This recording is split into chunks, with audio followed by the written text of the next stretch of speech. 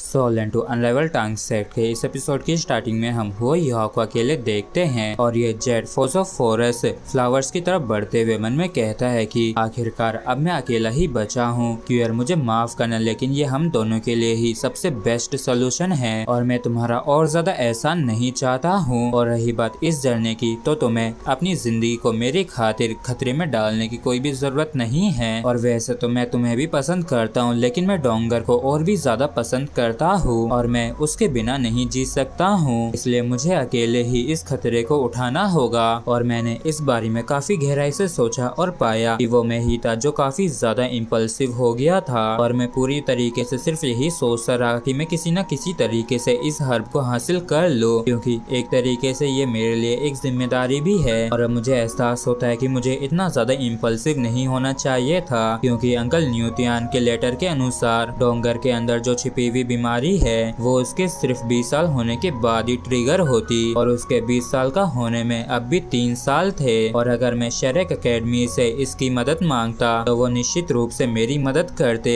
चलो छोड़ो, ये मेरा आखिरी चांस है। और मेरा सोल कैनन भी पूरी तरीके से चार्ज हो गया है और तो और मेरा सोल कैनन पहले के मुकाबले काफी ज्यादा गर्म भी हो गया है, इसलिए अब मैं दोबारा इसे इस्तेमाल नहीं कर पाऊंगा। और अब इसी के साथ ही मेरी जिंदगी भी दाव पे लगी है, इसलिए मुझे जल्द से जल्द इसे भी पार करना होगा। और अब वांकियर भी मुझे फॉलो करते हुए अंदर नहीं आ पाएगी। और इतना सोच के ये अपने कैनन से शूट कर देता है और जैसे इसके कैनन की वजह से रास्ता बनता है तो ये उसके अंदर होते हुए आगे बढ़ने लगता है। लेकिन तभी हम यहाँ पे किसी और को आते हुए देखते हैं जो कि और कोई नहीं वांकियर होती है। और ये युहाओ के पीछे आते हुए चिल्लाते हुए कहती है कि युहाओ जहाँ हो वहीं पे रुक जाओ। और वांकियर को देख के युहाओ चौंक जाता है और ये कहता है कि युहाओ आखिर तुम मुझे दोबारा से क्यों फॉलो करने लगी हो। तो वांकियर कहती है कि जैसा तुम सोचते हो मैं उतनी भी फत्तर दिल की नहीं हूँ और न ही मैं गैर जिम्मेदार लड़की हूँ। और अगर मैंने कहा है कि मैं तुम्हारा इस सफर पे साथ दूंगी तो फिर मैं तुम्हारा अंत तक साथ दूंगी, फिर मुझे चाहे कुछ भी क्यों ना करना पड़े। तो यह भी खुशी खुशी इसके लिए मान जाता है और फिर ये वांकियर के हाथ को थाम लेता है और ये कहता है कि वांकियर दोबारा से तुम्हारा बहुत बहुत धन्यवाद। और फिर ये दोनों एक बार ही और वापिस से उन Z force of forest flowers के पास आ जाते हैं और यह ने जो पानी को स्टोर करके रखा था उसे ये बाहर निकाल के जमाते हुए कहता है कि जैसा कि तुमने पहले कहा था कि ये जेड फोसोफोरस फ्लावर जो कि 7 एब्सोल्यूट्स में से एक है, ये आइस से डरते हैं। तो फिर चलो इसे आजमा के देखते हैं। और फिर यह इस बर्फ के गोले को आगे उन फ्लावर्स के बीच में फेंक देता है और जैसे ही वो आइस बॉल उन फ्लावर्स के बीच में जाके गिरती है तो यह उनके ऊपर वायलेंट आइस टेक्निक को इस्तेमाल करता है, जिसकी वजह से आइस का वहाँ पे एक काफी तगड़ा ब्लास्ट होता है और इस ब्लास्ट की वजह से वहाँ पे एक काफी बड़ा गड्ढा भी हो जाता है, जिसकी वजह से ये प्लांट्स बस थोड़े से ही हिलते हैं। और इस चीज को देख के यह परेशान होते हुए मन में कहता है कि मैंने इस वायलेंट आइस टेक्निक के अंदर अपनी सारी स्पिरिट एनर्जी को इस्तेमाल कर लिया था, लेकिन इसका कोई भी मतलब नहीं निकला और न ही इन प्लांट्स को बिल्कुल भी नुकसान पहुंचा है और यहाँ तक कि एक पत्ती को भी नहीं। लेकिन तभी अचानक से स्नो एम्प्रेस बाहर आ जाती है और ये अपनी क्यूट सी वॉइस में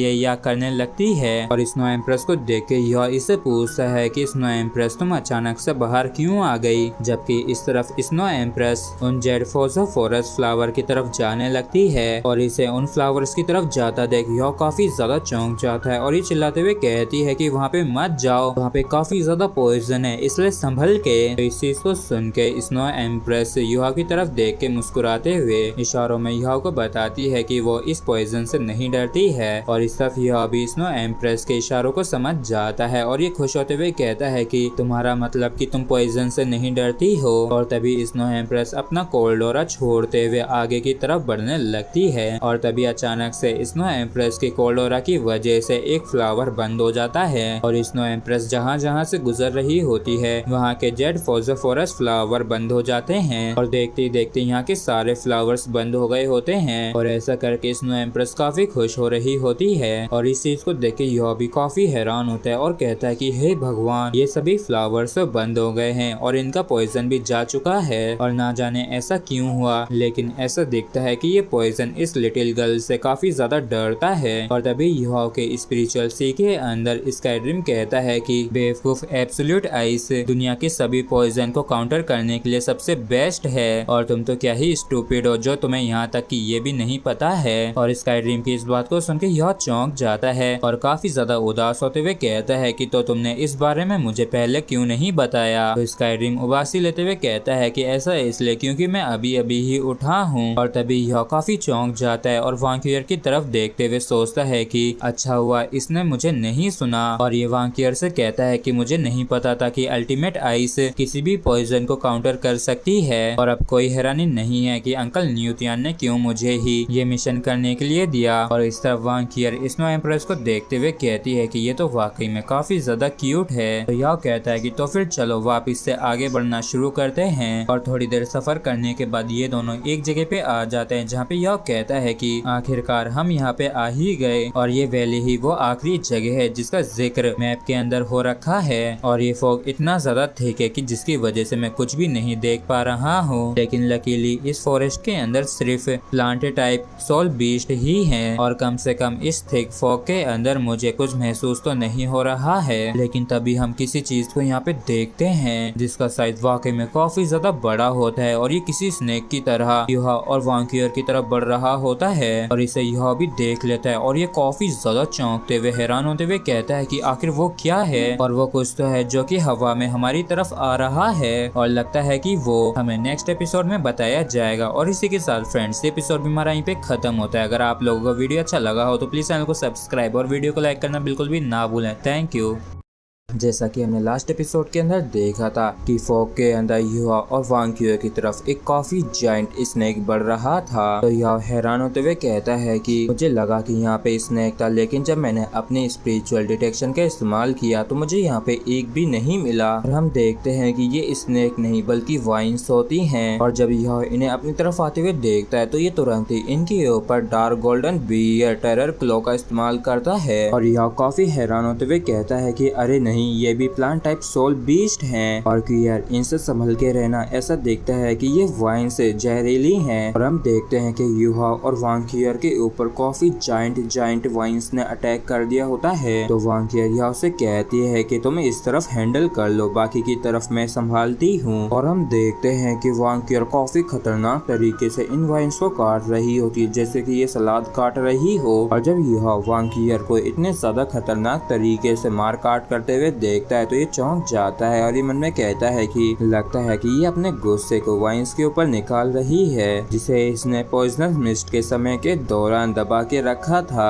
और फिर यह वांकियर को अपनी तरफ बुलाते हुए कहता है कि जल्दी से इधर आओ, हमें जल्द से जल्द यहाँ से बाहर निकलना होगा, क्योंकि अब इनके ऊपर काफी सारी वाइन्स ने एक साथ अटैक कर दिया था। और ये वांकियर से कहता है कि क्लियर केयरफुल रहना, क्योंकि हमें नहीं पता कि टॉप पे हमारा क्या इंतजार कर रहा है, क्योंकि हमारा poison illusionary poison, zed phosphorus, poisonous mist, poisonous vines, इन सभी से हो चुका है। और इनमें से हर एक काफी ज्यादा आत्मघाती था। और मैंने बिल्कुल भी नहीं सोचा था कि जो कोर एरिया होगा वो इतने आत्मघाती और खतरनाक चीजों से घिरा हुआ होगा। और अब जब कोर एरिया के बाहर ये हाल है तो ना जाने कोर एरिया के अंदर क्या ही हाल होंगे। और जैसे ही ये दोनों कोर एरिया के अंदर एंटर करते हैं तो वहाँ के नजारे को देख के ये दोनों दंग रह जाते हैं। और इनके काफी तगड़े वाले होश भी उड़ जाते हैं, क्योंकि इन्होंने कोर एरिया के बाहर जो सिचुएशन और हालात देखे हैं उनके हिसाब से कोर एरिया के अंदर ऐसी कोई जगह होनी ही नहीं चाहिए जो कि नामुमकिन है। और जैसी सिचुएशन बाहर की थी उससे बिल्कुल उल्टी अंदर की होती है। मतलब कि ये जगह वाकई में काफी सुंदर तो होती है, लेकिन ये हैबिटेबल भी होती है, जहाँ पे फूल, तितलियां, पानी सब कुछ था।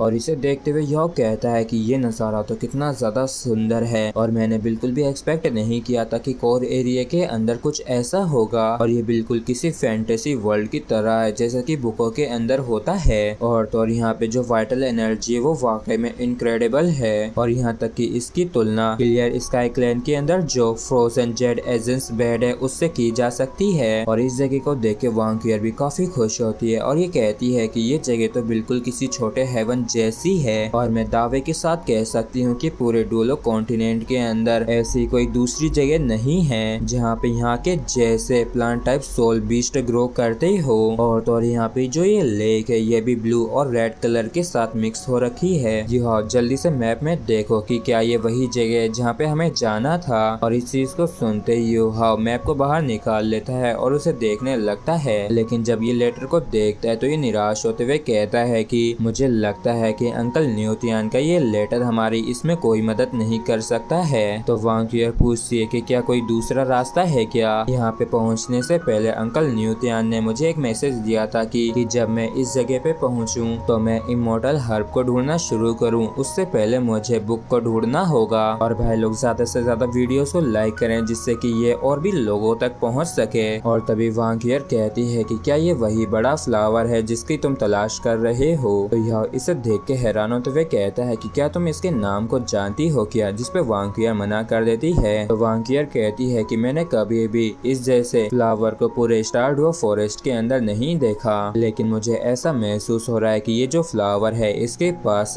उस 2 कलर लेक से भी कहीं ज्यादा वाइटल एनर्जी है। और इसकी जैसे प्लांट्स डेफिनेटली अभी तक प्लांट टाइप सोल बीस्ट में इवॉल्व हो चुके होंगे और हमें जल्दबाजी करने की कोई भी जरूरत नहीं है। और तुमने ही तो कहा ना कि हमें पहले बुक को ढूंढने की जरूरत है। तो यह कुछ सोचते हुए कहीं आ जाता है। तो वांगियर से पूछती है कि क्या तुम श्योर हो कि यहाँ पे ही वो बुक है, क्योंकि अगर वो यहाँ पे हुई तो काफी लंबे समय पहले ही वो डिकम्पोज हो चुकी होगी और मैं आगे जाके देखती हूँ कि क्या है। तो यह इसे रोकते हुए कहता है कि नहीं, मुझे जाने दो और तुम मुझे पीछे से प्रोटेक्ट करना और चिंता मत करो, मैं केयरफुल रहूंगा। तो फिर ठीक है, चलो अब मैं शुरू करता हूँ। और इतना कह के यूहाओ डार्क गोल्ड टेरर क्लो थ्रस्टिंग सोल गाइड एक्टिवेट और ब्लिजार्ड डोमेन को इस्तेमाल करता है। और यह काफी संभल कर आगे बढ़ रहा होता है और ये मन में कहता है कि इन सभी के साथ मैं सेफ रहूंगा और किसी भी खतरे से बच के बाहर आ सकूंगा। और ये plant type soul beast nature से बंधे हुए हैं, इसलिए जब तक कि मेरे पास ब्लिजार्ड डोमेन है तब तक मैं सेफ हूँ। और यहाँ तक कि अगर कुछ अनएक्सपेक्टेड होता है तब भी मैं फ्लाई बैक कर सकता हूँ। और तभी यह को एक सेंट आती है और इसके काफी तगड़े वाले होश उड़ जाते हैं और ये काफी हैरान परेशान होते हुए मन में कहता है कि ऐसा बिल्कुल भी नहीं हो सकता है। और आखिर कैसे ये पॉइजन मुझ तक पहुँचा, क्या ये पॉइजन हवा के अंदर छिप रखा था। और फिर यह हवा को चेक करते हुए कहता है कि नहीं, ऐसा दिखता है कि यह अरोमा नॉन टॉक्सिक है और हार्मलेस है। जिसके बाद यह एक आइस क्रिस्टल से अटैक कर देता है और यह का ये जो आइस क्रिस्टल होता है ये काफी खतरनाक तरीके से आगे बढ़ता है। और जैसे ही ये उस फ्लावर को नष्ट करने वाला होता है उससे पहले ही उस फ्लावर के चारों तरफ एक शील्ड एक्टिवेट हो जाती है, जिसमें भिड़ने की वजह से वो जो आइस क्रिस्टल होता है वो पूरी तरीके से चकनाचूर हो जाता है। और अपने आप को प्रोटेक्ट करके ये फ्लावर राहत की सांस लेता है। और जब यह देखता है कि वो फ्लावर नष्ट नहीं हुआ तो ये काफी चौंक जाता है। और तभी अचानक से उस फ्लावर के अंदर से काफी खतरनाक एनर्जी रिलीज होने लगती है। और तो इसकी पावर की वजह से यहाँ पे और भी ज्यादा फ्लावर्स आ गए होते हैं। और ये फ्लावर गुस्से में चिल्लाते हुए कहता है कि इंसानों, तुम काफी ज्यादा लकी हो जो तुम इतनी दूर तक आ गए हो। और अगर तुमने मुझे यहाँ से लेने की कोशिश की। और जब यह इस प्लांट का ये रौद्र रूप देखता है तो ये काफी ज्यादा चौंक जाता है और ये हैरान होते हुए मन में कहता है कि ये फ्लावर तो बात भी कर सकता है। और इस तरफ ये फ्लावर अपनी बात को कंटिन्यू करते हुए कहता है कि अगर तुमने मुझे यहाँ से ले जाने की कोशिश की तो मुझे दोष मत देना रूड होने के लिए। और इस फ्लावर को इतने गुस्से में देख के वांगियर काफी डर सी जाती है और ये कहती है कि युहा जल्दी वहाँ से हटो। और फिर ये खुद जाके युहा को वहाँ से बचाते हुए कहती है कि तुम मर जाओगे अगर तुम इससे भिड़ते हो तो, क्योंकि ये एक 1 lakh year old plant type soul beast है। और इसी के साथ फ्रेंड्स एपिसोड भी हमारा यहीं पे खत्म होता है। अगर आप लोगों को वीडियो अच्छा लगा हो तो प्लीज चैनल को सब्सक्राइब और वीडियो को लाइक करना बिल्कुल भी ना भूलें। Thank you.